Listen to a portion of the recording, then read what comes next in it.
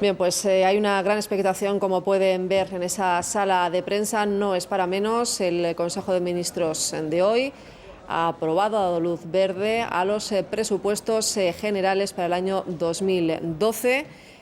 Se dice que son el mayor ajuste presupuestario en democracia y en unos minutos van a dar a conocer las líneas generales. Les escuchamos ya. Por favor.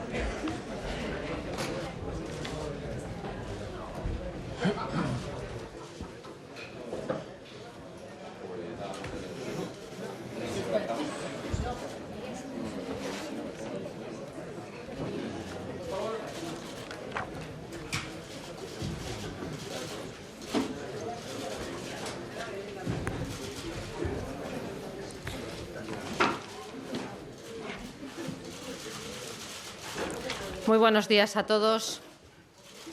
Vamos a darles cuenta de los asuntos acordados y debatidos hoy en Consejo de Ministros, pero permítanme que para englobar todos ellos, porque son bastantes, hago una exposición inicial. Ustedes conocen la difícil situación por la que atraviesa nuestro país. Estamos ante una situación límite en lo que afecta a sus cuentas públicas y a la situación de desempleo de más de 5.300.000 parados. Es un momento en el que se exigen importantes esfuerzos en el ámbito de la consolidación fiscal, de la reducción del déficit, pero también reformas estructurales para crear y para crear empleo. Los esfuerzos de este Gobierno están dirigidos a poner en marcha todas las medidas que sean necesarias para que se dé la vuelta a la situación, para que España deje de estar en esta complicada situación de déficit público y de desempleo y se pueda volver a crecer y se pueda volver a contratar y a crear puestos de trabajo. En ese conjunto de medidas que deben de adoptarse se han adoptado medidas de consolidación fiscal. Esa fue la primera medida aprobada por un Consejo de Ministros, como bien recuerdan, el acuerdo de no disponibilidad de 30 de diciembre de 2011 y también importantes medidas estructurales. Medidas que tienen por objeto, en primer lugar, que la situación de consolidación fiscal que buscamos y perseguimos sea ya para siempre una situación de equilibrio presupuestario lograda y sostenida.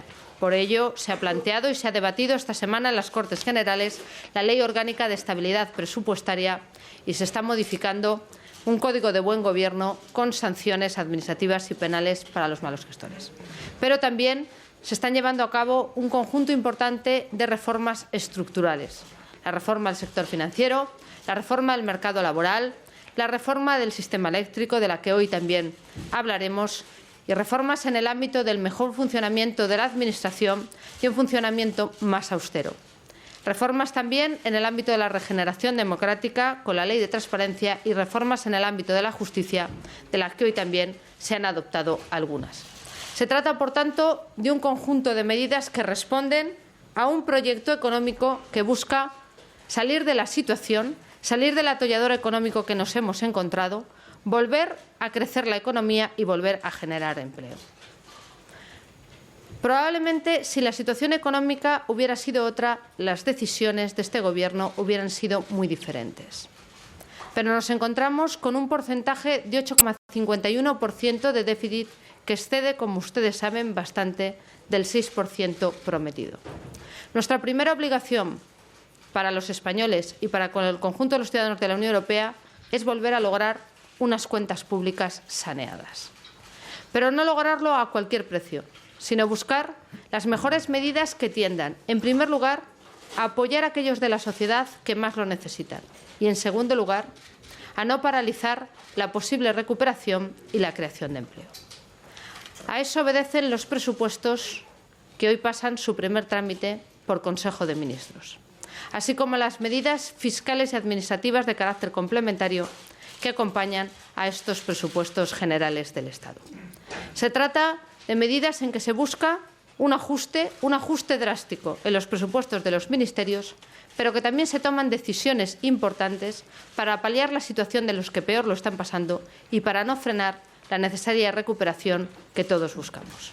Yo solo les voy a poner un ejemplo de alguna de ellas, después las explicará el ministro de Hacienda y Administraciones Públicas, pero sí quiero que tengan presente que los ministerios, es decir, hemos empezado por ajustar las cuentas en casa. Los ministerios tendrán una reducción media de un 16,9%, del entorno de un 17%. Se trata de ajustar más de 27.000 millones que se harán por la vía de los gastos y por la vía de los ingresos. Por la vía de los gastos, ¿qué decisiones presupuestarias se han tomado?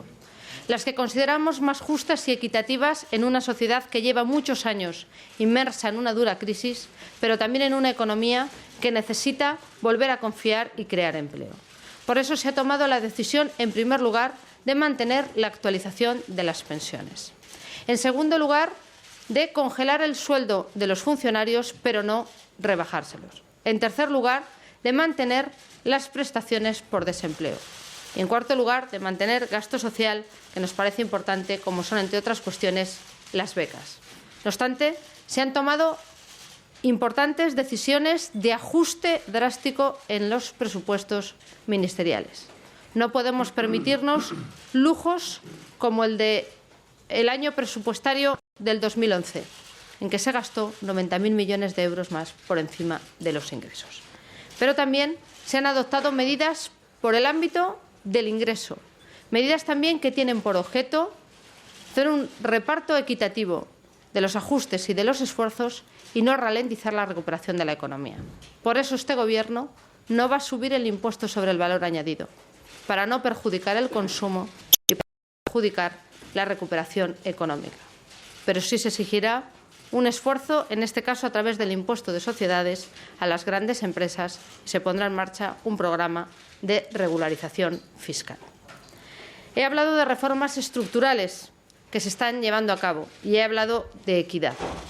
La siguiente medida que hemos adoptado en este Consejo de Ministros tiene mucho que ver con esas reformas estructurales y es un Real Decreto Ley que afecta a distintas competencias del Ministerio de Industria, pero que quiero destacar una de ellas, que es la relativa al déficit tarifario y es la relativa al sector energético, especialmente electricidad y gas. Como bien conocen, las cifras de déficit tarifario en nuestro país obligan a adoptar decisiones.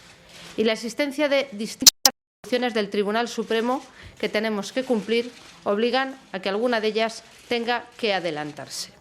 En cumplimiento de esas sentencias y de esos autos, hoy se toman, fundamentalmente por Real Decreto Ley, una decisión importante, que es repartir equitativamente los esfuerzos que hay que hacer para ajustar el déficit tarifario y cumplir la sentencia y los autos del Tribunal Supremo. No podíamos trasladar todo ese coste al consumidor y no le trasladamos todo ese coste al consumidor. Se reparte equitativamente entre los consumidores y también quienes tienen que tener una contraprestación más justa y equilibrada a los costes que genera, entre otras cuestiones, la distribución y el transporte de la energía. La tercera de las medidas adoptadas en Consejo de Ministros es también, o forma parte también de una reforma estructural necesaria en nuestro país, que es la de la justicia. Necesitamos un sistema judicial que evite la litigiosidad y que garantice en todo caso la asistencia jurídica gratuita. También, por tanto, estoy hablando de equidad. Se ha debatido en Consejo de Ministros y se remitirá al Consejo de Estado, al Consejo General del Poder Judicial, un anteproyecto de ley de tasas. Ese anteproyecto de ley de tasas tiene como objeto ajustar las tasas que se pagan por los litigantes a lo que son los costes del servicio, para que con los ingresos se mantenga y se refuerce el derecho a la asistencia jurídica gratuita que existe en nuestro país. Tasas que afectan al ámbito civil, al ámbito contencioso administrativo y a la segunda instancia en el ámbito social. Está excluido el ámbito jurisdiccional penal. Pero que sobre todo ponen el acento en los costes en la segunda instancia, para evitar el exceso abuso de los recursos que a veces se producen.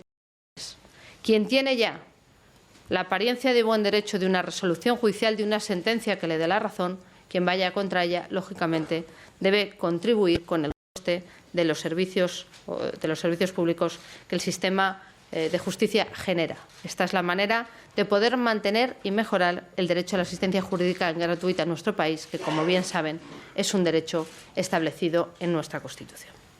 Por otro lado, en el Consejo de Ministros se ha adoptado una medida que consideramos de justicia y de equidad en una situación de necesidad importante.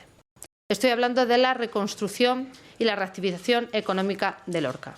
Como bien en el año 2011 se aprobaron 2 decretos leyes, pero a estas alturas, y esto ya es un problema de gestión, es decir, que no se supo gestionar bien, con el pago de las ayudas. Se ha aprobado un Real Decreto Ley que tiene por objeto agilizar el pago de las ayudas a los damnificados por el terremoto de Lorca, el pago de sus enseres, el pago de los alquileres y también el pago de las ayudas necesarias para la rehabilitación y reconstrucción.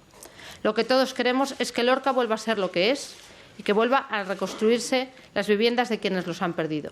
A este fin, la labor de SEPES, que como bien saben es la Sociedad de Equipamientos Públicos que depende del Ministerio de Fomento, podrá actuar como agente edificador, voluntario o forzoso. Asimismo, el ICO servirá como canal para agilizar y encauzar el pago de esas ayudas a través de una línea ICO Lorca dotada con 115 millones de euros. Por último, hemos aprobado un acuerdo que tiene por objeto repartir 65 millones de euros a través de concurso para la adquisición de alimentos en situaciones de primera necesidad. Como bien saben, se ha tenido que trabajar mucho en el ámbito de la Unión Europea para poder mantener ese programa de alimentos que estará dotado para el año 2012 con 65 millones de euros. Es un proceso de licitación que permitirá la adquisición de alimentos de primera necesidad para poder repartirlos entre las organizaciones no gubernamentales y entre los bancos de alimentos que hoy por hoy prestan una labor impagable en aquellos que están pasando una peor situación. También les digo que desde el Ministerio de Asuntos Exteriores se realizarán todos los esfuerzos necesarios para que este programa se mantenga más allá del año 2014. Estamos a su disposición para... Perdón, me quedan 2 explicaciones importantes.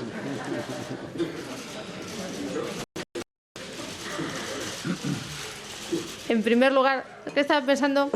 En primer lugar, voy a darle la palabra al ministro de Industria, que explicará el decreto de ley en el ámbito energético, y después al ministro Montoro. Si hoy no les dejara intervenir antes de sus preguntas, sería una rueda de prensa excesivamente liviana. Muchas gracias.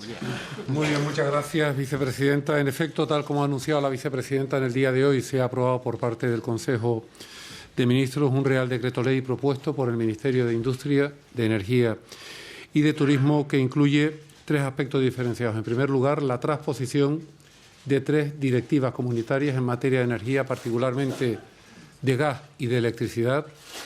Una segunda parte consistente en la transposición de otras 2 directivas relativas a telecomunicaciones y una tercera parte que incluye un conjunto de medidas que tienen como finalidad corregir los desajustes entre la estructura de ingresos y la estructura de costes en el sistema eléctrico y en el sistema gasista. Empiezo por el sistema eléctrico.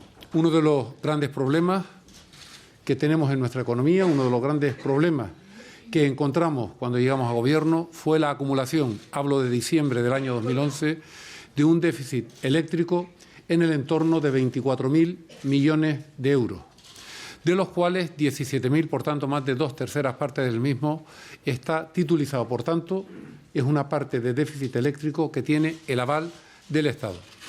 Siendo un problema en sí mismo, esta acumulación del déficit eléctrico lo es también y sobre todo el ritmo de acumulación de generación de ese déficit anual, por cuanto en el momento actual está estimado ese aumento anual en el entorno de unos 5.000 millones de euros, lo cual quiere decir que si no se toma ninguna medida para corregir ese ritmo de aumento anual del déficit eléctrico, a la vuelta de unos años estaríamos no afrontando un problema del sector energético, sino que estaríamos ante un auténtico problema financiero. Por tanto, la conclusión es clara. Tenemos que tomar medidas, tenemos que hacer reformas. Estamos en ese proceso para abordar realmente un conjunto de medidas y reformas que pueda encauzar este problema importante del sector, pero hace algunas semanas hemos conocido sendos autos y sentencias del Tribunal Supremo que nos obligan a tomar medidas sin perjuicio y al margen de las que tomaremos de aquí a algunas semanas con o de acuerdo a esta reforma energética global. Pero esos autos del Tribunal Supremo traen causa, a su vez, de recursos que han sido interpuestos fundamentalmente por operadores eléctricos del sistema, junto con la organización que agrupa a los operadores del sistema, es decir, UNESA. Y como consecuencia de esos recursos que fueron interpuestos tanto contra la última orden de peaje de octubre correspondiente al cuarto trimestre del pasado año, pero también recursos interpuestos contra la primera orden de peaje, ESA, que fija los precios de la luz en definitiva, que fue publicada en el mes de enero para el primer trimestre de este año. Como consecuencia de esos autos, el Tribunal Supremo obliga, da un mandato expreso. Y además digo que da un mandato expreso porque, sin perjuicio de la sentencia final, el auto lo que incluye es lo que se llama un conjunto de medidas cautelares positivas, es decir, obliga a hacer otra nueva orden ministerial y obliga a que en esa orden ministerial el Gobierno cumpla con un mandato legal, que es el mandato legal que deriva del Real Decreto 6 del año 2009, que, por una parte, limita el déficit anual máximo a 1.500 millones de euros, pero además obliga a otra cosa, que es que a que en el año 2013 ya no haya ningún tipo de déficit. Eso sí, no dice esta disposición cómo hay que hacerlo, pero establece la obligación de que el déficit máximo sea 1.500 millones y en el 2013 déficit cero.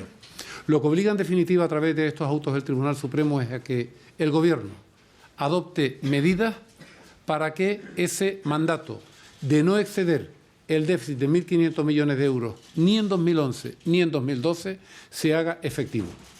Para ello hay algunas propuestas, las habrán visto publicadas en distintos medios de comunicación, en virtud de las cuales hay quienes piensan que todo ese ajuste, que es un ajuste por un importe además de 3.147 millones de euros, vaya todo a la factura del consumidor. En modo alguno, el Gobierno se ha planteado esa alternativa, porque si todo el peso del ajuste para cumplir los objetivos del déficit de tarifa lo lleváramos al consumidor, tendríamos que haber aprobado un incremento en la tarifa de último recurso de aproximadamente un 40%. Y eso no solo no lo ha hecho el Gobierno, sino que el Gobierno no se lo ha planteado en ningún momento. Por tanto, en paralelo a la orden ministerial que hoy mismo ha salido hacia la Comisión Nacional de la Energía, el Gobierno ha aprobado este Real Decreto que incluye un conjunto de medidas para el sector eléctrico y el sector del gas. Estas medidas suponen, en lo que toca al sector eléctrico, las siguientes.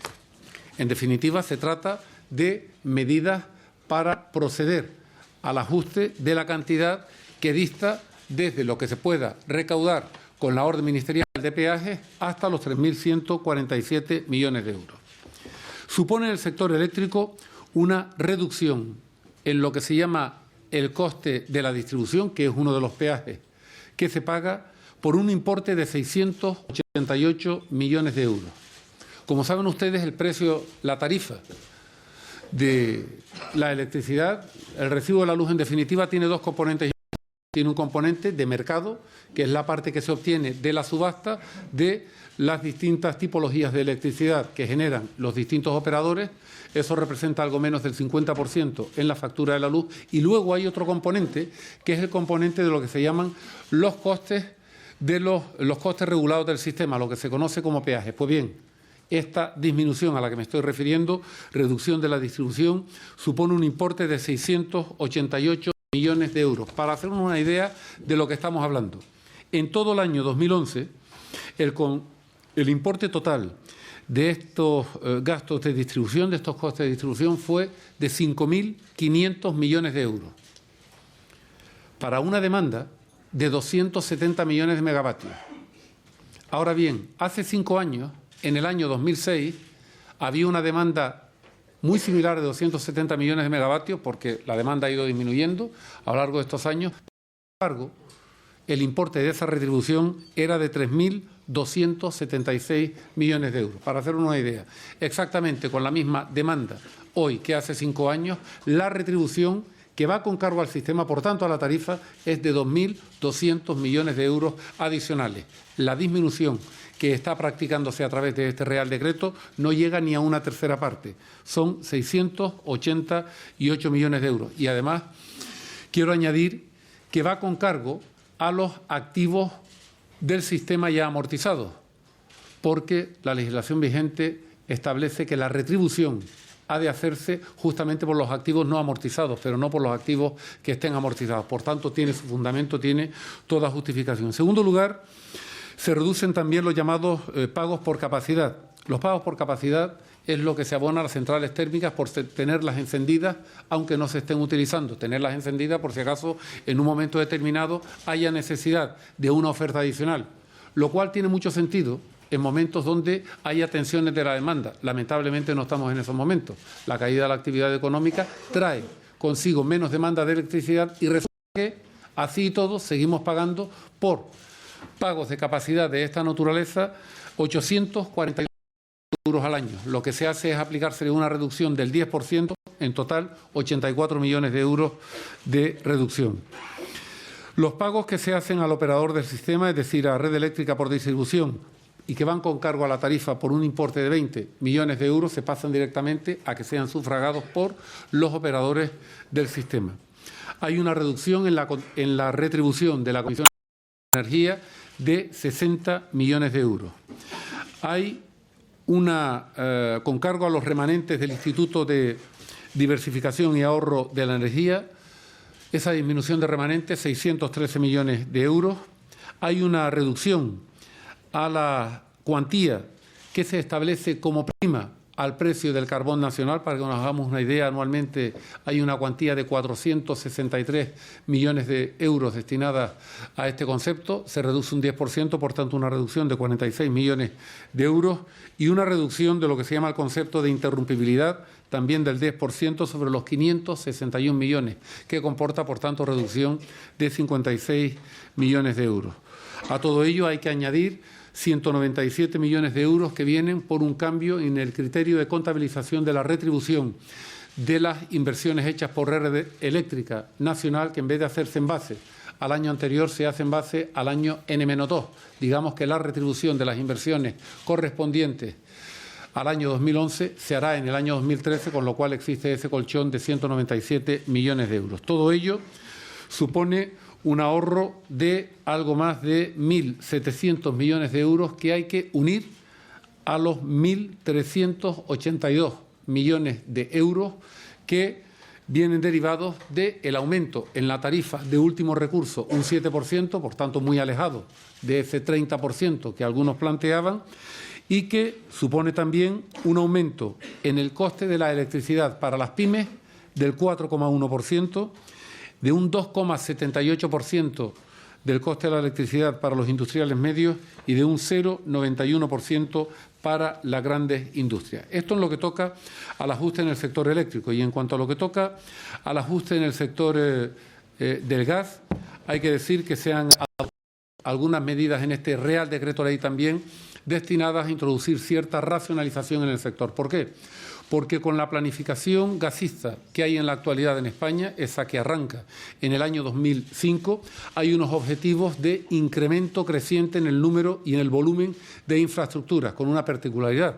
Estas infraestructuras, como saben ustedes, se financian con cargo también al sistema y con cargo también a la tarifa, de tal forma que, una vez que están hechas, una vez que ha sido hecha la inversión, todo el sistema empieza a financiarlas, pero se utilicen o no se utilicen. Y ocurre que, en paralelo a ese aumento en la planificación de infraestructuras gasistas, cada vez se está consumiendo menos gas. ¿Por qué? Porque en paralelo a esa planificación creciente de infraestructuras, también se ha ido primando energías renovables que lo que hacen es, en definitiva, disminuir la energía que viene de centrales térmicas que utilizan gas.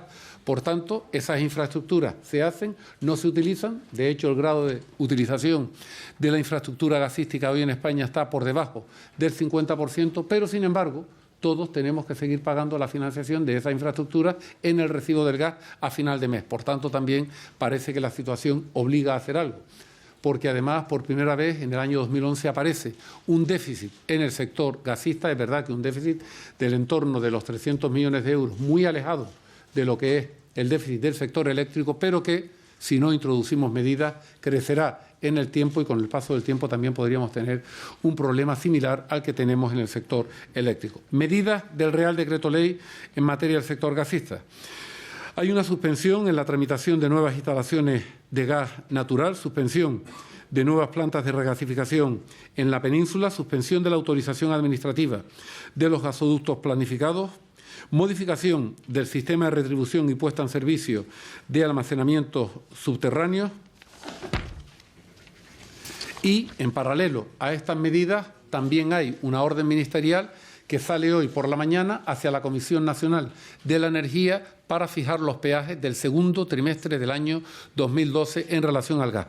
Y estos peajes comportan una subida en la TUR, en la tarifa de último recurso, del 5%, que, junto a las medidas mencionadas con anterioridad, permitirán que el déficit de 300 millones de euros de este final de año 2011, que se elevaría hasta 510 millones en el año 2012, si no tomáramos ninguna medida, pues pueda quedarse controlado en el nivel de los 300 millones de euros. Y todo esto, como les decía con anterioridad, sin perjuicio de medidas adicionales que en el conjunto de la reforma energética a lo largo de las próximas semanas serán dadas a conocer previo acuerdo del Consejo de Ministros, pero que todas las que en el día de hoy hemos planteado aquí se deben a la necesidad de cumplir los autos del Tribunal Supremo a los que he hecho referencia. Muchas gracias, Presidenta.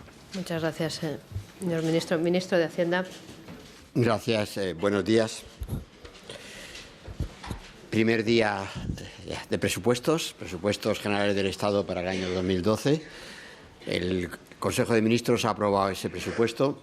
El próximo martes tendré ocasión de llevarlo a las Cortes Generales, al Congreso de los Diputados, y, por tanto, pues una vez se haya materializado esa entrada en el Congreso de los Diputados, volveremos a convocar rueda de prensa en los medios de comunicación para entrar ya en mucha más materia, más contenido, puesto que ya en ese terreno, en ese territorio, pues las Cortes ya tendrán conocimiento de todo el contenido de los presupuestos generales del Estado. Unos presupuestos que en esta ocasión también van flanqueados por un Real Decreto Ley sobre medidas tributarias. Yo se lo voy a presentar de manera conjunta, los dos ámbitos, entendiendo, como ha dicho ya la vicepresidenta, que estamos en unos presupuestos, estamos ante la adopción de medidas de carácter extraordinario porque la situación es extraordinaria. Estamos ante una situación crítica que tenemos que responder con los presupuestos más austeros de nuestra democracia y, en concreto, también con la adopción de medidas tributarias que recaben nuevos ingresos, nueva financiación para garantizar los servicios públicos. Estamos, en definitiva, ante un ajuste duro, un ajuste muy duro. Un ajuste que significa renunciar a muchos programas de gasto, pero un ajuste que es la forma de equilibrar cuanto antes nuestros presupuestos, de hacerlo en coordinación con las comunidades autónomas y con las corporaciones locales y de esa manera atajar a la crisis económica y evitar la destrucción de puestos de trabajo que está teniendo lugar en España desde hace demasiado tiempo y que también es consecuencia de la recesión económica que estamos viviendo. Por eso hacemos un presupuesto que es, en definitiva, austero, como decía, fuertemente austero, pero que es la forma de acometer esa reducción cuanto antes del déficit público, condición necesaria para financiar correctamente la economía, financiar el crecimiento económico y volver a la creación de empleo. Las claves se lo resumía en un primer cuadro, pero que, como tengo bastantes, lo que vamos a hacer es ir relativamente rápidos, sin menoscabo de que, ya les digo, el martes tendrán ocasión, ¿no?, de tener el encuentro mucho más pormenorizado.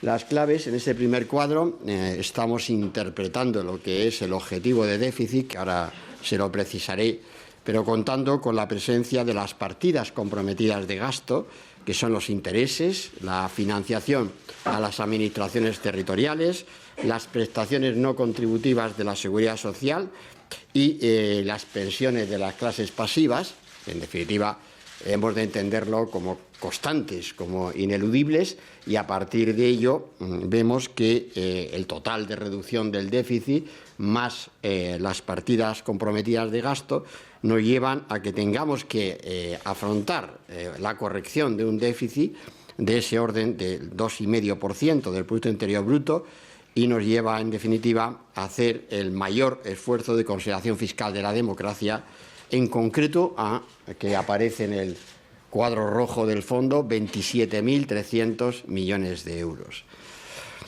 27.000 millones de euros que se llega precisamente a través del incremento de ingresos del Estado, como estamos ahí programando, y de los ajustes del Estado en términos correspondientes. Bien, en definitiva, estamos en un proceso, consolidación fiscal y reformas estructurales, en un proceso que además se interacciona. No puede verse uno sin otro en todos los ámbitos, pero en definitiva estamos en un proceso que realmente lleva adelante las reformas estructurales del sector público, pero digo, no en todos los ámbitos, incluido el energético, que acaba de explicar también el ministro, ¿no? El laboral, financiero, y en definitiva el ajuste presupuestario hay que encuadrarlo en un reordenamiento, en una redefinición del ámbito del sector público en nuestro país. Y a ese respecto también, junto al presupuesto, que ahora hablaremos de la profunda reducción de los gastos de los ministerios, las medidas excepcionales de carácter tributario que adoptamos para aumentar la recaudación del Estado en un momento crítico, y la lucha contra el fraude, el plan de lucha contra el fraude, que es fundamental, que configura ese planteamiento, en definitiva, de la política, en este caso, de ordenamiento de las finanzas públicas. Un plan contra el fraude que traeremos, no está hoy incorporado, lo traeremos el próximo Consejo de Ministros, ese plan de lucha contra el fraude, donde limitaremos el uso de incentivo a una cantidad concreta relativa a las operaciones que pueden abordarse en efectivo, junto a otras medidas realmente importantes, ¿no?, que dejamos, pero ya advierto, por tanto, en el frontispicio, que lo traeremos en el primer Consejo de Ministros, en este caso después de Semana Santa, para que también esté en vigor cuanto antes y vaya en paralelo al desarrollo del presupuesto. Bien, es conocido la exigencia que supone para nuestro país el cumplimiento del programa de estabilidad. En su actualización es conocido que la tarea, el desafío es la reducción desde el 8,5% de déficit público al 5,3% para el conjunto de las administraciones públicas, que significa, viendo al primer rango, a la primera fila, que para la Administración Central, que es la que presentamos en estos presupuestos, esto significa que en el 2012 tenemos que alcanzar ese objetivo del 3,5%. Y todas las medidas, tanto de gasto como de ingresos públicos, lo que pretenden es garantizar la consecución del déficit público, hacer fiable ese objetivo, es alcanzar el 3,5%. Eso es una condición ineludible para el Gobierno y es lo que da sentido al conjunto de las medidas tanto de ingreso como de gasto público. Tenemos que hacer alcanzable, conseguible ese objetivo, irrenunciable de todo punto. Y, por tanto, en la propia ejecución de presupuestos seguiremos al milímetro esa ejecución, tomando decisiones para que ese sea realmente el objetivo alcanzable en términos de Administración General del Estado, y seremos igual de exigentes, como nos marcará la nueva Ley de Estabilidad Presupuestaria, para que las otras administraciones públicas cumplan también con ese objetivo, de manera que España será fiable en el 2012 por el cumplimiento del total del 5,3% como máximo de déficit público sobre su Producto Interior Bruto. Eso es lo que nos hará un país fiable y un país que vea pronto la recuperación económica. Bien, las claves del esfuerzo, en definitiva, las vamos a ir analizando. Ya también las ha avanzado la vicepresidenta. Ya hemos calificado el presupuesto más austero de la democracia y el que contiene mayor reducción, en definitiva, consolidación fiscal, reducción de las administraciones públicas en 3,2 puntos porcentuales de PIB, reducción de la Administración Central del Estado en 17.800 millones de euros en 2012 y la reducción, la caída de gasto del 16,9% del gasto correspondiente a los ministerios, que es el gasto que tiene en su mano el Gobierno, en su decisión el Gobierno. Y también las medidas de carácter tributario y de carácter excepcional que, junto a la subida que ya se ha practicado, hemos impulsado del IRPF, pues promoverían unos ingresos tributarios de 12.314 millones de euros. Vayamos al gasto.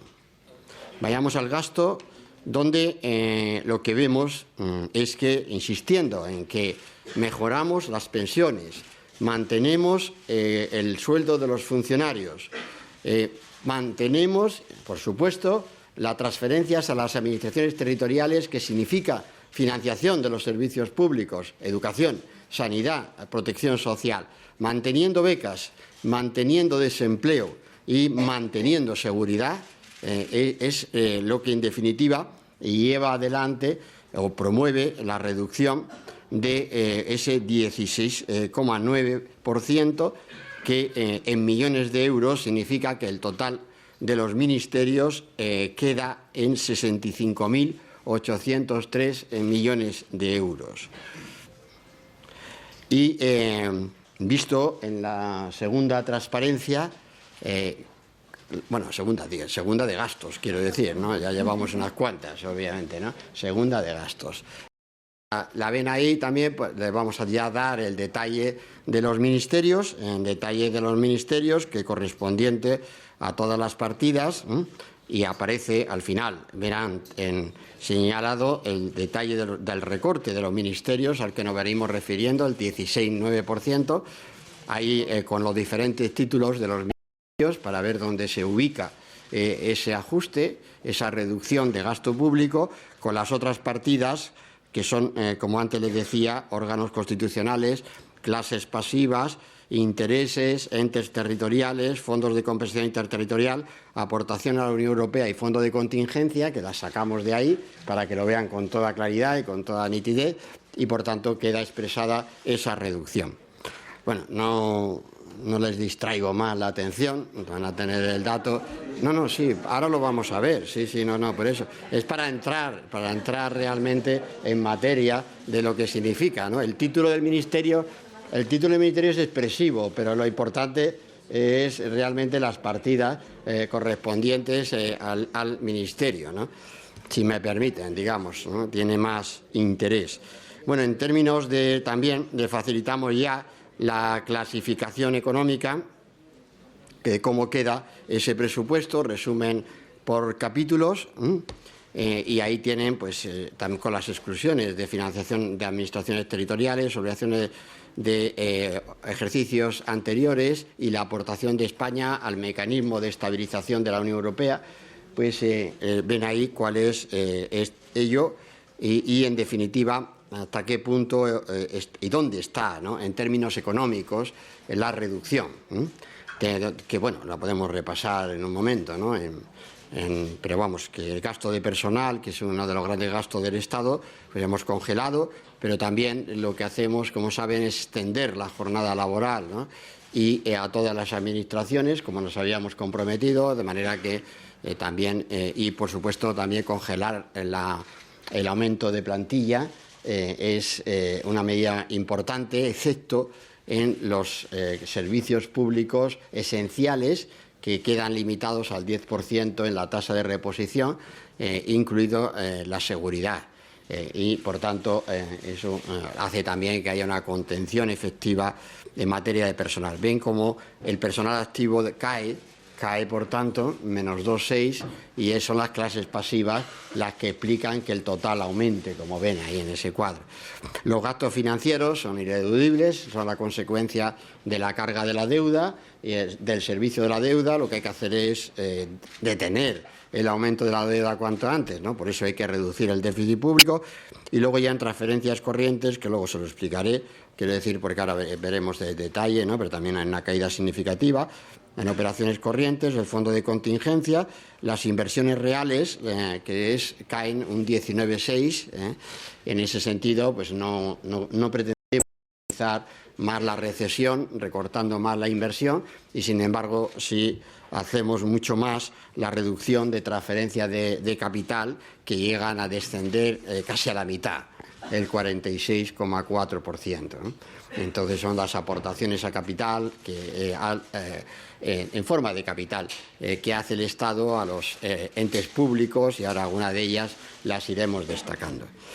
Bueno, en total, ahí les aparece el presupuesto no financiero, menos 6,7, presupuesto no financiero, en ese más capítulo 8, menos 9,6. Es importante porque también no solamente nos conformamos con el gasto no financiero, sino que vamos a la reducción del gasto financiero también, ¿no? Porque entendemos que es la financiación del Estado en su conjunto lo que tenemos que abordar. Bien, ¿cuáles son las principales reducciones de las partidas, que incluso se las vamos a exponer, sin menoscabo de que tendrán todo el detalle el próximo martes? Bueno, y ahí lo ven, vamos, se lo voy relatando. Reducción de 594 millones de euros en transferencias a la Agencia Española de Cooperación Internacional al Desarrollo, reducción de 125 millones en el Fondo de Agua y 670 en Fonprode, reducción de 351 millones en inversiones de defensa. En vivienda, reducción en 322 millones de ayudas para acceso a la vivienda. Infraestructuras, reducción global de 144 millones de euros en inversiones. La rebaja de 360 millones para autopistas de primera generación y descenso de las aportaciones a ADIF y SEITSA de 287 y 427 millones de euros respectivamente. Reducción de 12 millones para convenios en carretera de competencias autonómicas. Subvenciones al transporte, reducción de 65 millones de la subvención a residentes no peninsulares, reducción de las transferencias en educación, excluidas becas, en 530 millones, en empleo, eliminación de 67 millones de la dotación al Fondo de Integración de Inmigrantes, reducción en 1.557 millones de euros de las políticas activas de empleo. En Hacienda, reducción de 254 millones para adquisición de acción y participaciones en sociedades estatales, reducción de 51 millones a empresas de promoción económica, ¿no? Entonces, ahí está, tienen el relato, ¿no? Que ven que es un relato, digamos, bastante completo y de lo que significan las principales reducciones, con independencia de que después ya las podamos ir viendo también en esos otros términos, que también se lo vamos a facilitar, y ven ordenadas, se las he destacado, pero se lo vamos a facilitar. Se lee peor el cuadro, pero ahí aparece también por ministerios, no se lee nada, ¿no? Pero ahí verán que realmente estamos ante reducciones muy importantes y más o menos llamativas en términos de lo que ya les he traducido, en términos de fondos de ayuda al desarrollo, de corporación a la retención española, de subvenciones a zonas de promoción económica, activos financieros, dentro de fomento, en el capítulo, además de inversiones, de ayudas al acceso de la vivienda, lo ven ahí, en el Ministerio de Educación, en el Servicio Público Estatal, que es donde les he relatado también las mayores reducciones en las políticas activas de empleo. En el Ministerio de Industria, también hay en el Instituto de Reestructuración de la Minería del Carbón, etcétera. O sea que mi extracto de generación de energía, en este capítulo de la minería del Instituto de Reestructuración de la Minería del Carbón, tengo que decirles que el grado de ejecución de las partidas hasta ahora ha sido un 27%. O sea que esto también tiene bastante de realismo, no solo de reducción, aunque alguno se quejará sin duda alguna, pero no estamos reduciendo, sino al revés, estamos adaptando lo que son fondos que no se aplican en un presupuesto que tiene que ser extremadamente realista también, en algunos de ellos. En agricultura, ahí tienen el desarrollo también. La reducción también afecta a los planes relativos a comunidades autónomas, también en el asunto en materia de sanidad y asuntos sociales, en el nivel convenido para la financiación de la dependencia. En el Ministerio de Economía y Competitividad también hay reducciones, aunque aparecen especificadas, en que en el caso del CEDETI realmente estamos tomando el remanente de tesorería. O sea, quiere decir, no estamos tocando los programas esenciales de funcionamiento del organismo, como aparece, ya lo verán ahí expresado, no hay duda a ese respecto. Y con lo cual, bueno, yo creo que el capítulo de gasto está suficientemente descrito, ese total. Se trata de aplicar realmente un ajuste muy serio, muy severo, como han visto, y un ajuste que realmente trata de ser el menos perjudicial posible para la actividad económica, preservando derechos sociales. Paso a ingresos. En ingresos, las medidas son para, en definitiva, que la vertiente de ingresos tributarios aporte también a la consideración, no sea únicamente la cuestión está en el gasto, pero no únicamente en el gasto. Y hay que verlo así, y así lo hemos visto desde las primeras decisiones del Gobierno, en concreto desde el Consejo de Ministros del 30 de diciembre. Así pues, traemos nuevas medidas tributarias para sostener a la recaudación, que está cayendo en una etapa de recesión económica, y actuamos sobre el impuesto sobre sociedades para frenar también la caída de esa recaudación. No aumentamos en absoluto el tipo de gravamen, el tipo formal de gravamen, nos limitamos a las deducciones y a la reforma del sistema de pagos fraccionados, pero ahora verán que realmente también tiene incidencia y hay incidencia económica importante. Y también actuamos en términos de favorecer a través de medidas excepcionales que afloren para la tributación las rentas no declaradas.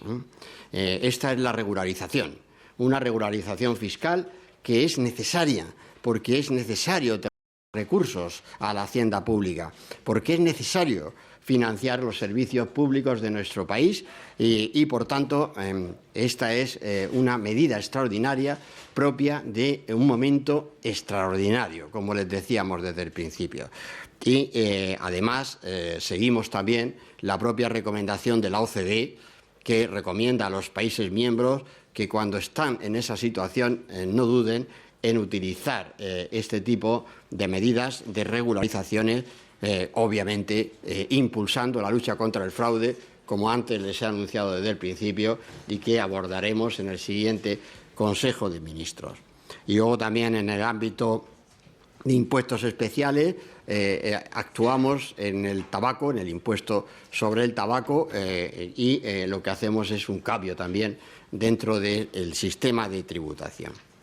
Bueno, la idea es, se lo presentamos ya ahí de entrada, también en términos cuantificados, términos cuantitativos, es mejorar la recaudación de una forma extraordinaria, en el sentido de buscar un vehículo extraordinario, porque necesitamos ello, y ahí les aparece también ya desde el primer momento una información muy clara, muy transparente, cuáles son nuestras previsiones de evolución de ello, de esa recaudación, donde lo que destaca, como ven, es que estamos ante un proyecto de presupuestos que, debido a la actuación sobre el IRPF y debido a la actuación sobre el impuesto sobre sociedades, pues lo que trata es de que haya una evolución incrementalista del total de ingresos directos del ámbito de la imposición directa, mientras que esperamos, desgraciadamente, poco del ámbito de la imposición indirecta, habida cuenta la recesión y el escenario económico en el que nos estamos moviendo, que, como todos ustedes recuerdan, es un escenario de descenso del consumo. y, por tanto, pues poco cabe esperar en términos de aportación, si no es de la lucha contra el fraude, ¿no? Que insistiremos en ello y vamos a ello, como les decía, de manera decidida. Bueno, ese es el total. Y damos el detalle también, vemos el detalle completo de cuáles son, cómo impactarían presupuestariamente las diferentes figuras tributarias, algo que nos parece también, para el realismo que queremos imprimir desde el primer momento a la presentación pública de presupuestos, nos parece indispensable. Y ahí ven, en el impuesto sobre sociedades también ven cuáles son las principales actuaciones. Diferimiento de beneficios fiscales, que daría esta cuantía. Libertad de amortización, que lo que haríamos sería limitarla, en el sentido de impedirla, para nuevas operaciones, y aplicar un régimen de transición para las antiguas. La libertad de amortización seguiría existiendo para la PYME, relacionada con ampliación de plantilla. Esa es la que estaría sin afectar por esta medida. En gastos financieros, también los gastos financieros, la capacidad de deducción de esos gastos financieros por parte de las sociedades la limitaríamos al 30% de su resultado contable, y también con un mínimo ahí de 1 millón de euros en términos de gastos financieros, que no estaría sujeto a la norma, pero en definitiva establecemos una norma muy parecida al régimen de otros países que tienen de nuestro entorno. Tienen un régimen tributario muy similar. En concreto lo tiene, por ejemplo, pues un país que es una referencia en estos momentos para nosotros ineludible, como es Alemania.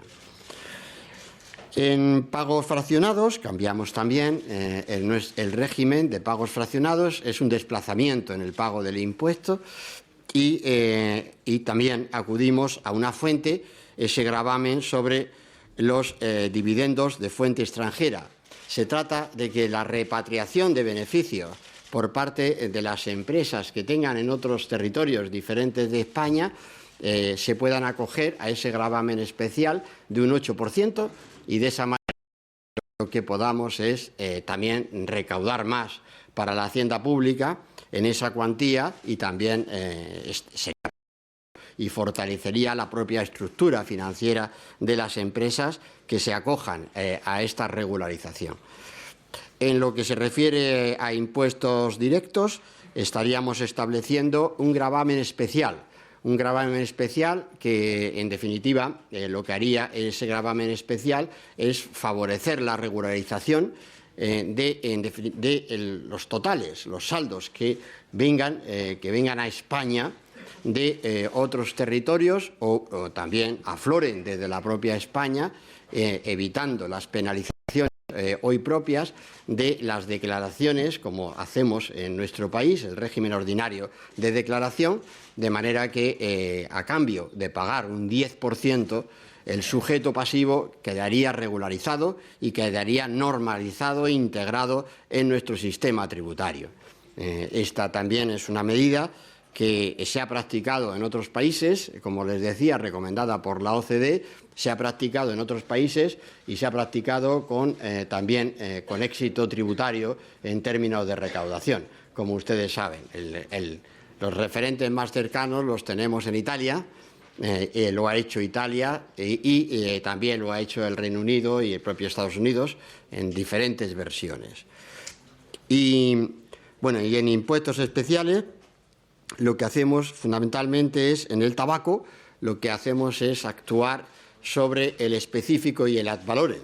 Lo que hacemos es una redistribución dentro del propio gravamen, de manera que no perjudiquemos tampoco y mantengamos un nivel de competencia entre los oferentes de ese tabaco, y al mismo tiempo contribuyamos a reducir el contrabando, que formará parte de la lucha contra el fraude en nuestro país. Pero también esperamos que la imposición especial sobre el tabaco tenga un incremento, aporte, ¿no?, en vez de estar en reducción como ha estado gracias a ese cambio en nuestra normativa tributaria.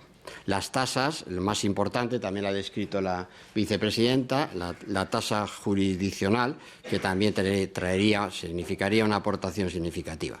Bueno, este es el total, por tanto, de ingresos que de esa manera pues ya aparece ahí la descripción que yo les he estado ya adelantando a través de las cifras, la tienen ahí en esa descripción, con lo cual entiendo que hemos llegado al final y que estamos a su disposición para las preguntas, advirtiéndoles que el martes tendrán toda la documentación. Sé que hemos sido especialmente prolijos ya, pero el martes tendrán toda la documentación de presupuestos y, por tanto, pues junto a todo el equipo de Hacienda, los secretarios de Estado, pues podrán también tener acceso a las explicaciones mucho más detalladas, pormenorizadas, que vamos a hacer en una rueda de prensa después del Consejo de Ministros. Si me permiten, para organizar un momento esta rueda de prensa, porque el ministro de Industria tiene que abandonar antes la sala, les pediría que, en primer lugar, se llevaran a cabo las preguntas que tienen que ver con el asunto que ha expuesto el ministro de Industria en relación a los costes energéticos. Si hay alguna pregunta sobre ese punto. Carlos. Sí, sobre ese punto ya aprovecho y hago las otras dos. No, pero quiero decir, empiezo por esa. Empiece por esa, luego le doy perfecto, otra vez la palabra. No, pero sin duda. Por organizarnos. Sí, lo que usted diga. Como lo digo. Lo que quería plantear, ministro, esta subida importante de la luz. Cuando ustedes estaban en la oposición, no tanto si quiere usted, pero el ministro Montoro, que era, digamos, la cabeza económica en la oposición, insistía mucho en que esa subida de la luz, la que hizo Zapatero, en un momento de crisis y de dificultad, era lo último que se debía hacer. ¿Han cambiado de opinión o era absolutamente imposible repercutir toda esa subida de la luz en las empresas eléctricas? Bueno, pues efectivamente lo que tiene tras de sí este incremento en la tarifa de la luz es, en primer lugar, cumplir unos autos del Tribunal Supremo. De hecho, cuando no existían esos autos del Tribunal Supremo, cuando no nos habían obligado en la primera ocasión que tuvimos, que fue en el primer trimestre de este año, la primera orden ministerial de fijación de peajes, la luz no subió en España. Ahora nos ha obligado el Tribunal Supremo y es verdad que si hubiésemos cubierto todo ese desajuste al que se refiere el Supremo, habríamos tenido que subir por encima del 30%, bastante por encima. Creemos que el haber compartido el coste del ajuste entre consumidores, entre administraciones públicas y entre los operadores, pues es una manera equitativa de distribuir, insisto, esa cuantía a la que nos obliga el auto del Tribunal Supremo. Ahí al fondo. Gracias, vicepresidenta. Yo le quería preguntar al ministro, es que no me queda muy claro al final qué es lo que va a pasar con la luz. Vamos a ver, por un lado, los consumidores van a pagar más, el precio de la electricidad en el mercado también es menor, las empresas van a tener menos retribución porque se les va a bajar la distribución. O sea, ¿dónde va el dinero? Entiendo que usted me va a contestar que es para rebajar el déficit tarifario, pero ¿cómo se está generando ese déficit y quién se lo está llevando? Gracias. El déficit se genera fundamentalmente, en opinión del Gobierno, por deficientes decisiones regulatorias. El déficit se genera porque los costes superan a los ingresos y los costes superan a los ingresos porque se va metiendo en la estructura de costes conceptos que nada tienen que ver con la generación de la luz. Es decir, cuando alguien enciende la luz en su casa, debería pagar o hacer frente a lo que es el coste de la generación, el coste de transportar esa electricidad desde donde se genera hasta el domicilio, el coste también de la distribución, el coste de la gestión comercial, pero es que aparte de todo eso, hoy está incluido en el precio muchos otros conceptos que son lo que se conoce como peajes del sistema. Como los peajes del sistema han ido aumentando mucho, particularmente lo que se refiere a los gastos de distribución o, por ejemplo, lo que se refiere al concepto de primas por el régimen especial, lo que estamos haciendo es planteando una reforma a la que hacía referencia con anterioridad, pero entre tanto no la aprobamos, tenemos la obligación de hacer frente al cumplimiento de este auto del Supremo, que dice, ahora mismo hay un desfase sobre los ingresos y gastos, un desfase que excede los 1.500 millones de euros que están establecidos por ley, y el sistema tiene que cubrir, porque así lo dice la ley, ese desfase. No lo cubrimos todo con cargo a la tarifa del consumidor, sino que lo distribuimos. Ahí. Gracias. Señor ministro, no me ha quedado muy claro cómo queda finalmente. He apuntado aquí que para las pymes la tarifa eléctrica sería un 4,1, para las industrias el 2,78, para grandes industrias 0,91 y para los usuarios domésticos 7%. 7% es lo que se conoce como tarifa de último recurso, que es en la que estamos la inmensa mayor parte de los consumidores y que son pues los que componen el grueso de la factura energética.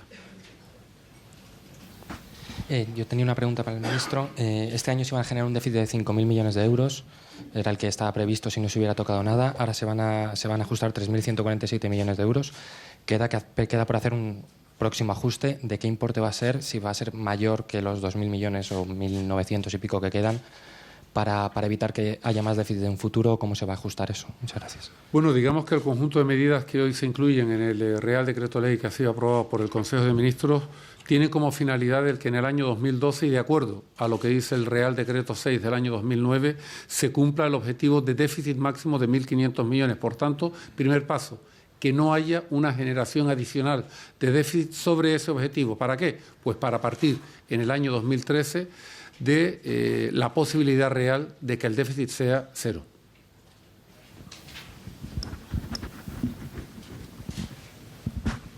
Sí, buenas tardes. Para el ministro de Hacienda. Si me permite, ¿alguna pregunta más en el ámbito de la energía? Sí. Ahora mismo. Sí, muchas gracias. Pues antes de que se marche el ministro de Industria, yo quería saber si me puede precisar si tienen alguna estimación de cuánto supone esta subida que se tiene que hacer por el recurso del Tribunal Supremo, pero una estimación de cuánto puede suponer este aumento tarifario. Y, en segundo lugar, si el 7% que se repercute a los consumidores va a ser, digamos, tabla rasa para todos los consumidores, o los que tienen tarifas especiales porque son mayores de edad o tal, estos van a tener un aumento mayor, o mayores de edad, me refiero a mayores de 65 años, perdón. O sea, que hay algunas tarifas pues para la gente mayor y tal que son especiales. Si a esas tarifas especiales también se les incorpora el 7%. No, muchas gracias. Existe lo que se llama la tarifa del bono social, que son para todos aquellos consumidores que están en un consumo inferior a los 3 kilovatios, y por tanto la tarifa de último recurso, la que sube el 7%, es exactamente la que está comprendida en consumos de 3 kilovatios hasta 10 kilovatios. Y luego, digamos, lo que son las pequeñas y medianas empresas, o también el gran residencial, que suben un 4,1%, esos están entre 10 y 50 kilovatios. Después están las industrias medias, que son aquellas que tienen pues un consumo intensivo, pero que sin embargo no llegan a la gran industria, pero que en todo caso la diferencia respecto a las dos primeras tarifas es que son consumos de alta tensión. Ya una última. ¿Perdón?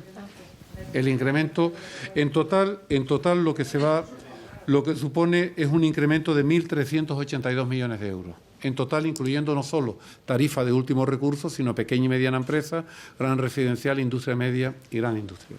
Vamos a una última de energía. Sí, me gustaría saber si han hecho ustedes el cálculo de cuánto va a suponer o va a influir sobre el consumo el incremento de la subida del gas y de la luz, y por otro lado, si España va a tener la electricidad más cara de toda Europa. No, digamos que España, si uno considera exclusivamente lo que es el precio de la energía, tal cual sale del sistema de subasta, por tanto, solo lo que sería el componente de mercado que incluye la generación, antes de meternos en todos los peajes, pues estaremos en el entorno de la media europea e incluso por debajo. El problema es que cuando se le incorpora a eso el segundo componente del precio, que es el sistema de costes regulados, entonces nos ponemos muy por encima de la media. En todo caso, esta tarde, a las 5 de la tarde, en el Ministerio de Industria y Energía, está convocada una rueda de prensa que dará el secretario junto al director general de Política Energética para cualquier aspecto, digamos, más técnico que ustedes estimen conveniente plantear. Sí, señor, que la retiro con anterioridad. Bien. Buenas tardes, ministro. Antonio de Miguel, de la revista Inversión. Tenía muy pocas preguntas. Uno, si en el tema de las deducciones en sociedades nos ha ido muy rápido, lo siento de verdad, pero no he podido fijarme muy bien cuáles son las principales. Una pregunta... Deducciones en impuestos sociedades. Deducciones en impuestos de sociedades, las que se van a tocar. Una pregunta de explicación. ¿El gravamen especial es lo que normalmente entendemos como una amnistía fiscal o en qué se diferencia? Que nos certifique si finalmente la fiscalidad del ahorro se queda como está, que es lo que hemos podido ver, y por qué aumenta tanto, cómo se disminuye tanto las ayudas al empleo, las políticas de ayudas al empleo. Muchas gracias.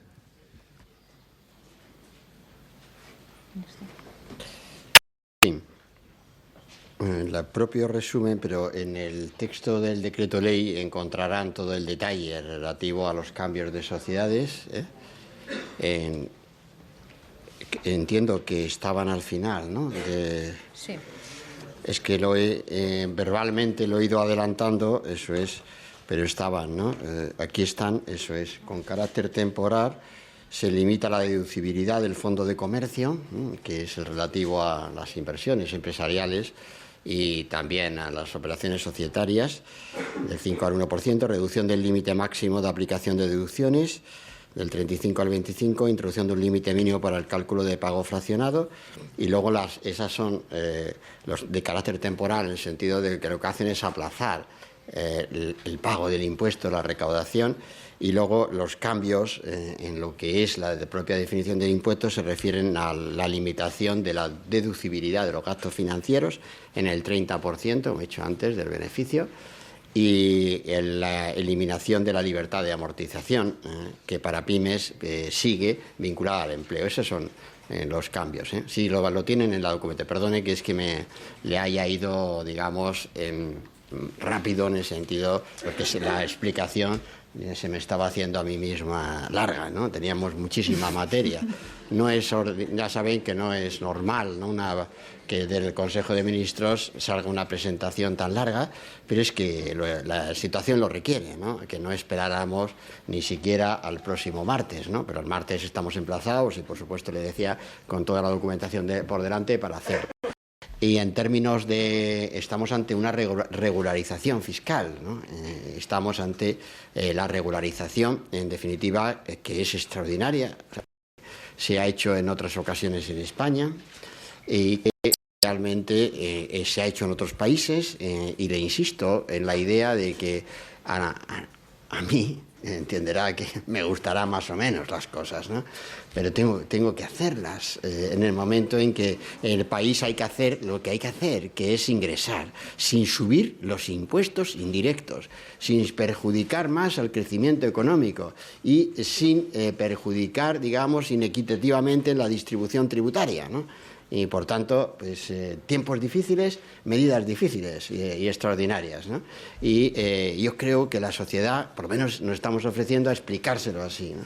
Es decir, y esto es algo que se hace excepcionalmente, pero si se consigue recaudar más y se normaliza más con un plan de fraude en paralelo, pues es positivo para todos, realmente, y por tanto, dado el paso, lo que me corresponde como ministro de Hacienda es decirles que ahí está y que se utilice en lo más pronto posible y que realmente quienes lo tuvieran en la cabeza que lo hagan porque no se volverá a presentar una ventana así, sino al contrario.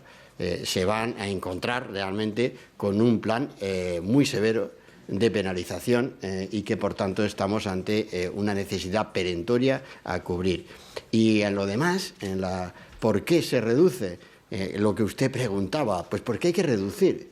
Porque es infinanciable determinados gastos que no crean empleo, que no son operativos en un país que está destruyendo esos 2.300.000 largos puestos de trabajo destruidos, más todo lo que ha significado la incorporación de gentes por primera vez a un puesto de trabajo que no han encontrado. Y por tanto, si no es operativo, hay que cambiarlo.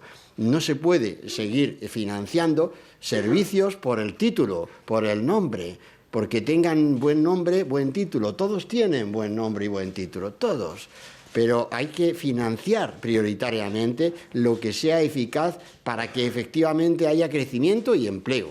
Y no seguir apoyando programas que pueden tener el título más noble que se le puede ocurrir a quien se lo puso, pero que no son operativos, como estamos viendo a la hora de crear empleo.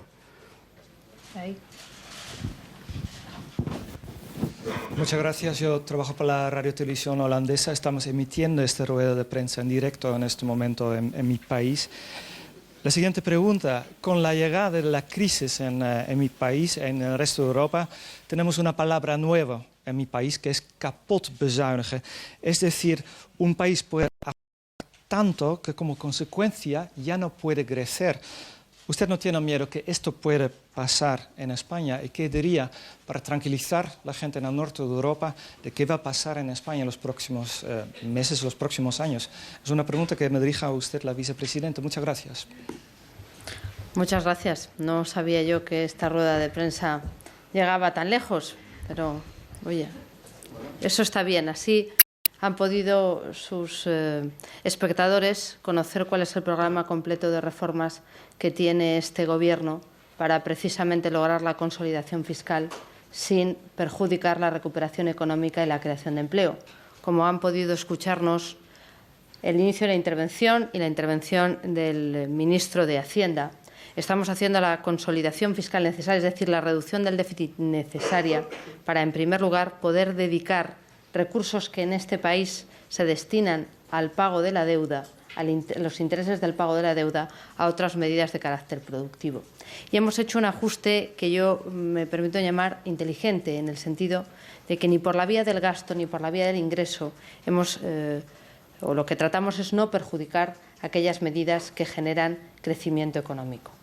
Aquí se ha hablado de medidas impositivas y verá que entre las medidas impositivas no hay ninguna, como estos días se barajaba por algunos, que supongan una reducción del consumo.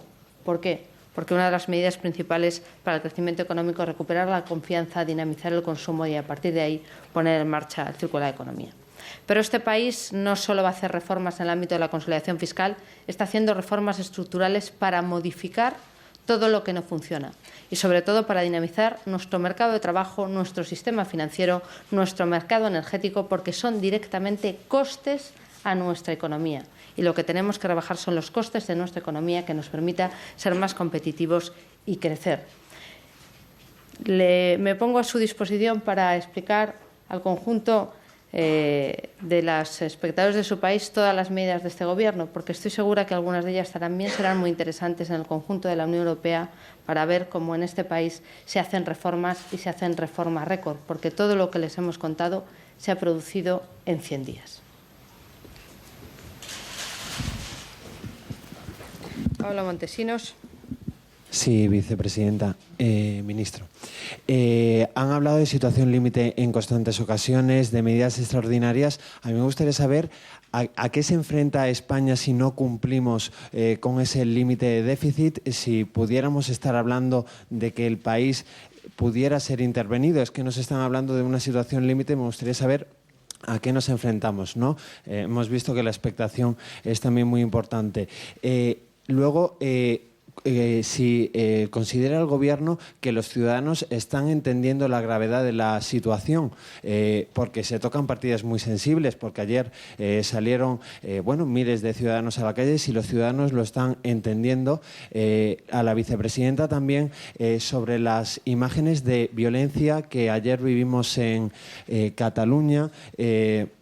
Ha habido más de 70 detenidos, destrozos de cerca de 1 millón de euros. ¿Qué puede hacer el Gobierno para que estas imágenes no se vuelvan a repetir? Sé que me estoy extendiendo, pero, ministro, a usted ya una pregunta para usted. Ha hablado de que seremos igual de exigentes para que todas las administraciones cumplan. Me quiero referir a Andalucía. ¿Teme el Gobierno que la Junta de Andalucía, visto lo ocurrido el pasado domingo, no cumpla con el déficit público? Gracias. Sí, empezando por esta cuestión, la Ley de Estabilidad Presupuestaria, que ayer dio el primer paso en el Congreso de los Diputados, es una ley que recupera el espíritu de la norma del 2001, también no deja de tener su aquel, ¿no? Que el mismo ministro de Hacienda que presentó aquella ley en 2001 vuelva a presentar una ley y que además en este caso sea una ley más estricta y más acomodada a las leyes europeas, porque lo que no había en el 2001 era lo que llamamos el Pacto Fiscal Europeo, en términos de desarrollo de reglamentos de control. Y nuestra ley lo incorpora ese régimen de vigilancia, el régimen de sanciones y el régimen de intervención, que es propio de la Unión Europea y sin menoscabo de los autogobiernos, de la capacidad de autogobierno que se deriva del Estado de las autonomías. Y a partir de ello, a partir de esa ley, como les decía, el Gobierno de España, siendo el primero que tiene que hacer los deberes, la ley es para el Gobierno de España, porque he leído también a otro diciendo no es para el Gobierno de España, es el primero que tiene, y esta es lo que estamos viendo hoy, es prueba manifiesta de que el Gobierno de España es el primero que ha de cumplir con esa obligación de conseguir la estabilidad presupuestaria para favorecer el crecimiento económico y financiero. Siendo el primero, el Gobierno de España va a aplicar la ley totalmente y de manera severa, porque nos jugamos todo en el Estado de las Autonomías español, en términos de recuperación económica, insisto, de crecimiento y de empleo. Y, por tanto, no vamos a pestañear a la hora de aplicar esa ley. ¿A quien usted menciona? No, a todas las autonomías. A todas las autonomías y a todas las corporaciones locales de nuestro país. Estamos también, y es bien sabido, en una situación financiera muy complicada por parte de las comunidades autónomas y, por tanto, pues a todas les conviene comprometerse con ese objetivo de déficit público. Lo hicieron en el Consejo de Política Fiscal y Financiera y, desde luego, contarán, obviamente, con el Gobierno de España a la hora de promover que sus presupuestos se ajustan en términos realistas, y el que no se ajuste pues tendrá también las consecuencias de las penalizaciones correspondientes a esa ley. Y decirle también, insisto, en que las condiciones estas, si me permite la vicepresidenta, hablamos de límite o no en términos financieros de país. Necesitamos financiar la recuperación económica de nuestro país. Y tenemos el estrangulamiento en lo que es la capacidad de financiar ese crecimiento económico y esa creación de empleo. Y eso explica que sean compatibles las consolidaciones presupuestarias. Eso es lo que explica cuando un país tiene como primera necesidad la financiera, de hacer frente a la deuda externa. Ese país tiene que ajustarse internamente para poder crecer y poder así hacer frente a sus necesidades.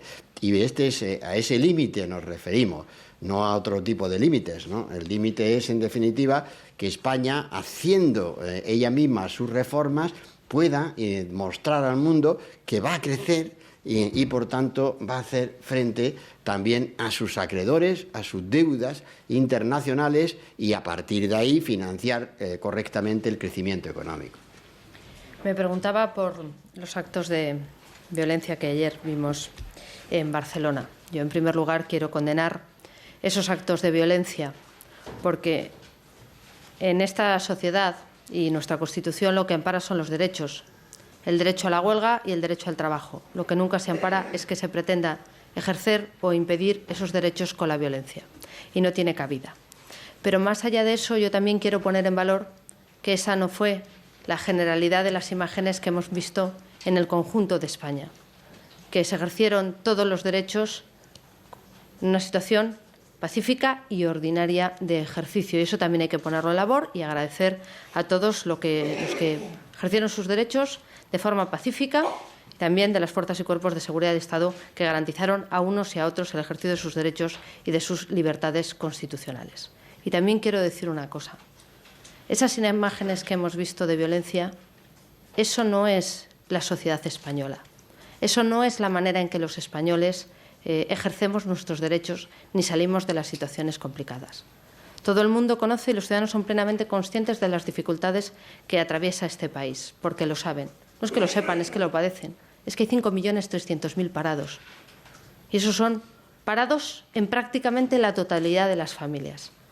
Gente que no entra un sueldo en casa por parte de nadie, gente que está viviendo, hoy lo hemos visto en las partidas que hemos tenido que aprobar, directamente de la caridad o de los servicios sociales. Y este país va a salir adelante, con esfuerzo.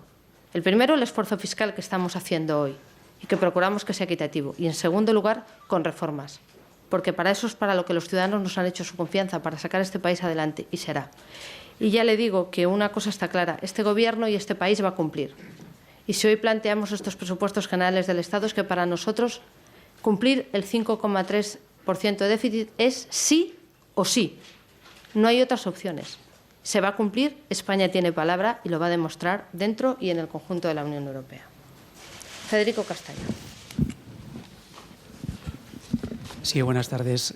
Para el ministro de Hacienda, saber si los presupuestos incorporan algún mecanismo para dar facilidades a las comunidades autónomas para que emitan deuda en condiciones razonables, bueno, pues a tipos de interés similares como lo hace el Reino de España. Y, en segundo lugar, en el tema de las subvenciones, si introducen también recortes en lo que son subvenciones nominativas o se va a esperar a lo que es la reforma de la ley de subvenciones. Gracias. Subvenciones, sí. La ley de subvenciones no es objeto del presupuesto, obviamente, ¿no?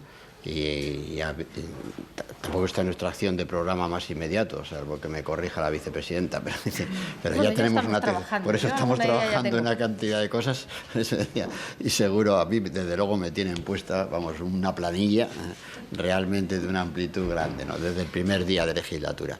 Y por tanto, y como saben que esto de la Hacienda y las administraciones públicas pues, tiene cierta importancia.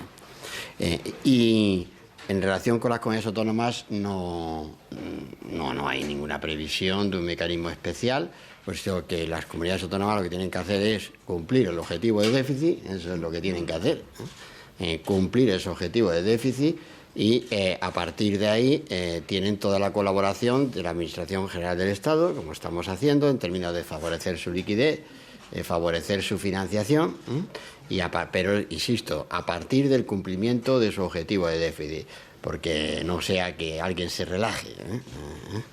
Ya sabe cómo es el mundo, todos cuando nos reunimos solemos estar de acuerdo, pero por si acaso después hay ciertas relajaciones, en este caso es que no cabe ninguna, y el Gobierno no va a apoyar a quien no cumpla con sus deberes, que quede claro. Es decir, y apoyar, como ustedes saben, favorecer, lo hemos hecho desde el primer momento. Hemos dicho que todos estábamos en el mismo barco, que ese es el Estado de las autonomías, que hemos favorecido su liquidez con medidas inmediatas. Proveedores. Hemos hecho la operación de pago de proveedores, que es la mayor movilización económica que se ha hecho en nuestra democracia. Más de 30.000 millones de euros movilizados, inyectados a partir de mayo en la economía real.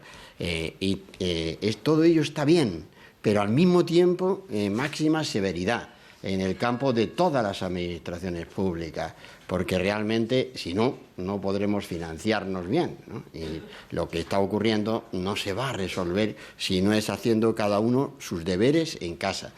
Ahora estamos pendientes de que los más de 4.000 ayuntamientos que se han acogido al plan de proveedores nos envíen, que ya están llegando, sus planes de ajuste, de consolidación, que nosotros vamos a apoyar con reformas también en términos de competencias locales, que esta es otra de las tareas, ¿no?, que tenemos. tenemos delante, pero para allá también, ¿no? Por eso decía antes, como tenemos tantas materias abordándolas, tantas reformas y reformas en este caso estructurales de las administraciones públicas. Pero dicho esto, obviamente aquí no se sale en auxilio de nadie, porque lo que hace falta es que ese alguien esté haciendo lo que tiene que hacer en primer lugar y en primera instancia de una manera muy clara. Y nadie pierda la referencia de lo que tiene que hacer en un país. Nadie que tiene poder político puede estar lejos del compromiso de corrección del déficit y de hacer que los servicios públicos que están en su mano se financien sin déficits cíclicos, ¿no? Y eliminar los déficits de carácter estructural para garantizar que esa financiación es ortodoxa, bien asentada y no dependiendo del ciclo económico. Me gustaría hacer como ha sido interpelada por el ministro en relación a las subvenciones. El pasado martes, el Congreso de los Diputados aprobó una proposición no de ley a instancias del Grupo Parlamentario Popular para regular y limitar las subvenciones nominativas. Yo le voy a poner un ejemplo de una subvención nominativa cuya reducción está tramitándose en el Congreso de los Diputados y que además está acogida en este proyecto de ley de presupuestos, que es la reducción al 20% de las subvenciones destinadas a los partidos políticos. El martes finaliza el plazo de enmiendas. Esperamos que tenga la aprobación más rápida posible, por cuanto estos presupuestos recogen entre los límites a las subvenciones nominativas el 20% de las subvenciones a los partidos políticos, porque en este reesfuerzo equitativo también los partidos políticos tienen que aportar lo que les corresponde, y ese 20% es al menos parte de lo que le corresponde. Sí, Ketty. Gracias, vicepresidenta. Buenas tardes. Sí. Preguntarle sobre las manifestaciones. Los sindicatos ya advirtieron ayer de que van a recrudecer su actividad en la calle si ustedes no cambian ni una coma de la ley de la reforma laboral o de los presupuestos generales del Estado. Sin duda, supongo que encontrarán motivos a la vista de los datos que nos han dado hoy para salir de nuevo a la calle. Y yo lo que le quería preguntar es si el Gobierno no considera que sería esta situación límite, este momento de ajustes que nos presentan hoy, el ajuste más drástico de la historia de la democracia, si no considera que sería un momento adecuado para convocar unos pactos de Estado con todos los partidos políticos y hacer precisamente de la salida de la crisis y de la superación de esta situación límite una causa común de todos los españoles. Gracias. Empezaba usted su intervención en relación al aviso o el anuncio o la posición, como quiera llamarlo, de los sindicatos a convocar nuevas huelgas y a movilizarse. Yo respeto el derecho de cada cual, y en este caso de las organizaciones sindicales, a defender lo que consideren oportuno por los métodos que consideren oportunos. Luego cada cual tiene que dar explicación de los resultados de esos instrumentos y de los elementos que pone a disposición de la ciudadanía para conseguir un fin. Yo solo voy a decir el fin que tiene este Gobierno, y es crear empleo. Esa es nuestra mayor responsabilidad. Y para hacerlo y para lograrlo hemos hecho una reforma laboral que ha tenido el apoyo de 4 partidos políticos en la Cámara y 197 diputados, que se está tramitando como proyecto de ley. Y yo invito a que allí haya un acuerdo, a que se sumen más partidos con sus aportaciones. Creo que es momento de aportar, creo que es momento de construir. Y este Gobierno lo que explica es lo que trata de construir con sus decisiones día a día y viernes a viernes. Y yo, desde luego, invito al resto de partidos, en la fórmula que tengan por oportuna, que ayuden a construir, porque es lo que este país necesita. Luego cada uno ejerce su responsabilidad, su cometido, de la manera que considera más oportuna. Pero el Gobierno, la manera que tiene que construir es hacer reformas, hacer unos presupuestos austeros y unos presupuestos que nos ayuden a salir de esta situación. Y, desde luego, bienvenidos a quienes consideren que pueden mejorar, aportar, añadir, colaborar a esa tarea de Gobierno. Pero esa pregunta ya pues tendrá que efectuarla también en otros sitios. Por nuestra parte, desde luego, estamos dispuestos a dialogar y acordar lo que sea necesario, porque tenemos solo un objetivo, que es sacar a este país de la crisis. ¿Y el fondo? Bueno, no sé. Bueno, sí, la pregunta la puede responder cualquiera de los dos. Buenas tardes. Han hablado durante la rueda de prensa de ajustes, de cumplir sí o sí.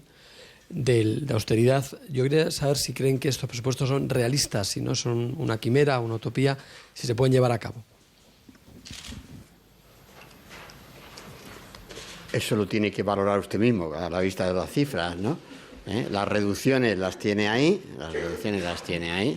y son partidas existentes que dejan de existir, entonces es lo que lo hace creíble, y la evolución de ingresos, que es la previsible, como siempre es una estimación, pues la mera tiene ahí. Y las fuentes, por tanto, de evolución de ingresos, pues difícilmente pueden ser más realistas, como ve, en función del escenario económico en el que estamos. Lo tiene ahí, eso es la viabilidad y la fiabilidad, pero eso es la política que estamos haciendo de gobierno, ¿no? De realismo. Estamos hablando en términos muy realistas desde el primer momento, y lo que esperamos también es que estos presupuestos, siendo muy exigentes, pues también cuenten con el apoyo de las otras formaciones políticas, como decía la vicepresidenta. Ya una última. Ahí. Sí. Sí, quería preguntar al ministro Montoro si no es un poco incompatible hacer un plan de fraude fiscal y hacer una amnistía fiscal al mismo tiempo. Y si esto va a afectar, por ejemplo, a algunos expedientes que hay abiertos, por ejemplo, en relación al HSBC en Suiza. Quería preguntarle también si tiene datos de cuánto va a reducirse la inversión pública, porque nos ha dado el dato de la inversión real, 19,6. Quería saber el grueso de la inversión pública, porque el ministro de Guindos anunció que era en torno a un 40% de reducción. Quería preguntarle también si tenemos una subida tipo del tabaco, de cómo va a afectar.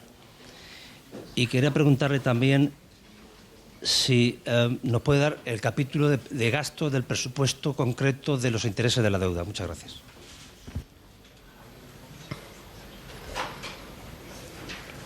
Sí, el capítulo está en la... María José, le repetimos con mucho gusto, ¿no? Esa... claro, no lo veáis. Entonces, leo yo en la clasificación económica, esa es la reducción de inversión. O sea, la que está prevista en el presupuesto es la que aparece en términos... La clasificación económica. Esta de aquí la tiene, espérese, entonces, en lo que se refiere a inversiones reales, la reducción es del menos 19,8, perdón, y en el capítulo de transferencia de capital es un 46,4, ¿no? 46, y a partir de ello sale un total de inversión, que es, pero de gastos de capital, no es, porque es una inversión muy diferente. La inversión directa, lo que se reduce, como le dijimos, nuestro proyecto es que se reduzca, hay que reducirla. Lamento que se reduzca, ¿no? O sea, más me gustaría a mí que presentar unos presupuestos donde eso creciera la inversión pública un 20%, pues es que toca hacer esto, pero toca también que no se reduzca principalmente respecto de otras medidas, de otras políticas, para evitar que eso perjudique más al crecimiento económico. Eso le decía. Y en términos de lo que es el sentido que da una regularización fiscal y aumentar la presión sobre fraude, es lo más lógico, lo más coherente, ¿no? En definitiva, existe la necesidad de hacer una regularización fiscal porque no se ha corregido suficientemente el fraude, ¿no? Es en definitiva. Y por tanto, hay que hacer valer un esfuerzo mayor en la acción del fraude para que afloren ese tipo de actividades, ese tipo de rentas. Y por tanto, y eso es positivo, ¿no? La normalización de nuestro país, y donde realmente el incumplidor tributario se quede a extinguir, sea una clase a extinguir. Igual que el contrabando de tabaco, que sea una clase a extinguir, y se ha proliferado ese contrabando de tabaco estos últimos años. Cuando nosotros fuimos gobierno, cuando estuvimos allí, en ese gobierno de comienzo de la primera década, no era posible comprar una cajetilla de tabaco de forma ilegal en España. Pues vamos a repetir esa situación. Es decir, por tanto, vamos a hacerlo, y para eso también lo que hemos hecho ha sido, insisto, modificar dentro del impuesto, pero no hemos subido el impuesto, de manera que tendrá impacto en la evolución del contenido de los diferentes productos de tabaco, pero entendemos que un impacto ordenado que van a mantener la competencia entre esos productos de tabaco. La última, Carlos Cue.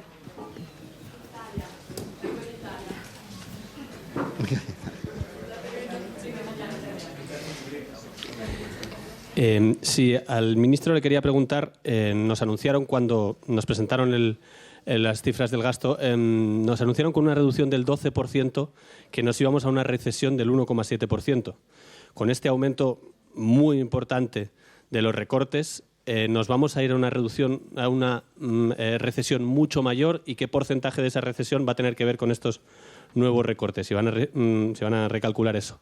Con respecto a las prioridades, le quería preguntar, porque he visto que la reducción en educación es del 21%, en sanidad del 13% y en defensa, sin embargo, del 8%, por ejemplo, y la dependencia se va a 0. ¿Qué prioridades han establecido para reducir por ministerios?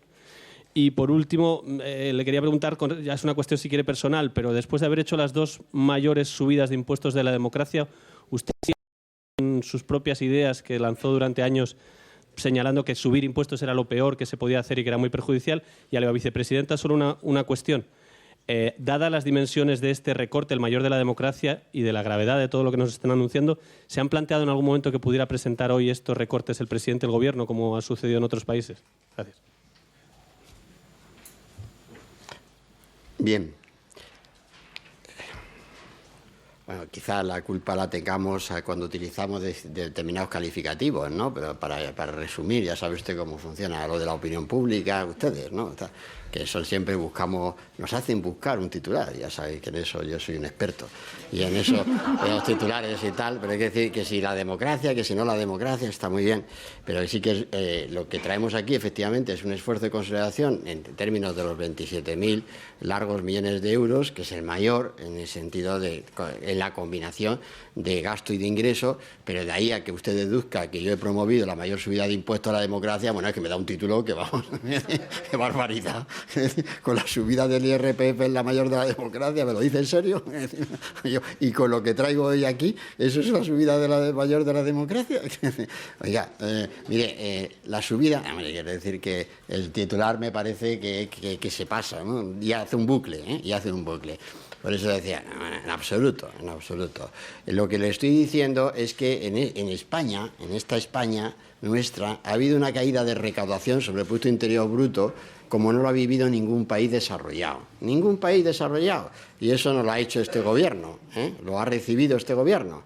Y a partir de ahí, igual que la recesión, que viene también de la falta de financiación, de la restricción crediticia, del credit crunch que seguimos sufriendo, esto es una caída de actividad que tampoco ha hecho este gobierno. Y este gobierno tiene la obligación de restablecer el equilibrio de las cuentas públicas, y lo está haciendo de esa manera equilibrada y ponderada, y verá usted que por el tipo de impuestos que está utilizando, pues precisamente hay una distribución bastante equitativa. Por cierto, que además al anterior gobierno no se le ocurría, no se le ocurría. Me pregunto por qué no se le ocurría, porque evidentemente no estamos inventando nada en materia tributaria. Y en segundo lugar, exacto, es la comparación, ¿no? Defensa-educación, pero es que realmente está usted comparando la evolución de las inversiones en educación, que sí fueron recortadas por el anterior gobierno.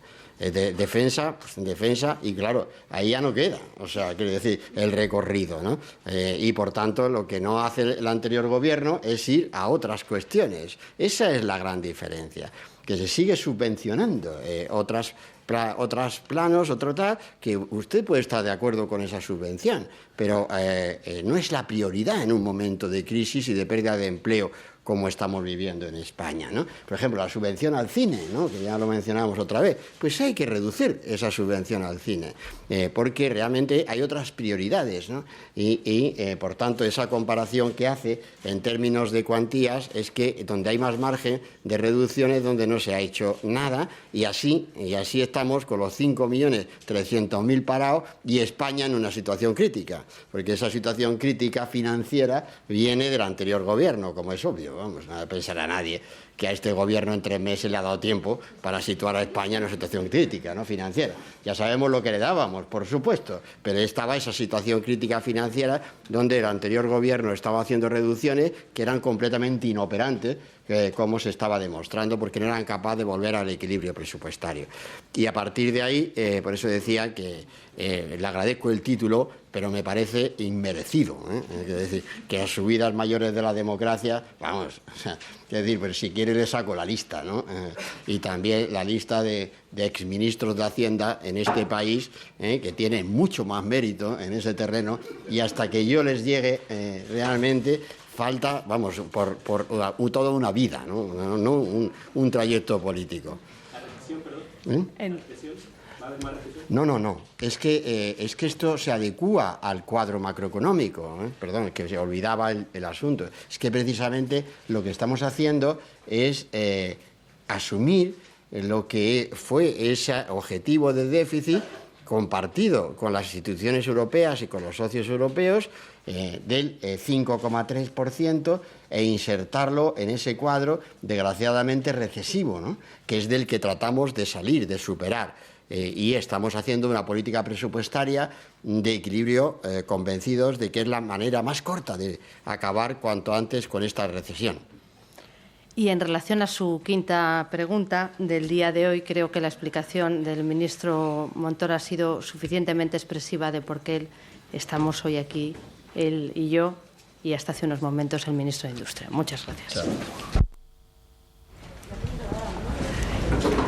27.300 millones de euros es el ajuste que contemplan los presupuestos generales para 2012, los más austeros de la democracia. Por la parte de los gastos se reduce drásticamente en un 16,9% el presupuesto de los ministerios, y de los ingresos se modifica el impuesto de sociedades a las grandes empresas y no se toca el IVA para no perjudicar el consumo y el crecimiento. En total, el Estado recaudará 2.300 millones con la subida de impuestos. Además, las rentas no declaradas podrán regularizarse con un gravamen del 10%. Son las líneas generales de unos presupuestos que conoceremos en detalle el próximo martes en el Congreso. Y otro dato más, recordamos que en abril la luz subirá el 7% y el gas el 5%.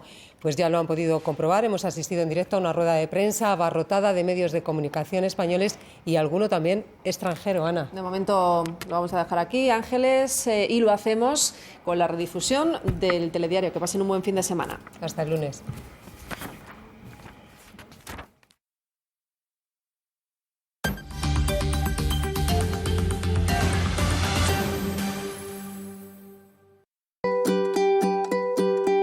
Todos nuestros actos tienen consecuencias, en nuestra vida y en la de los demás. Si nos guiamos por la prudencia y la solidaridad, nuestra actitud se vuelve contagiosa y la carretera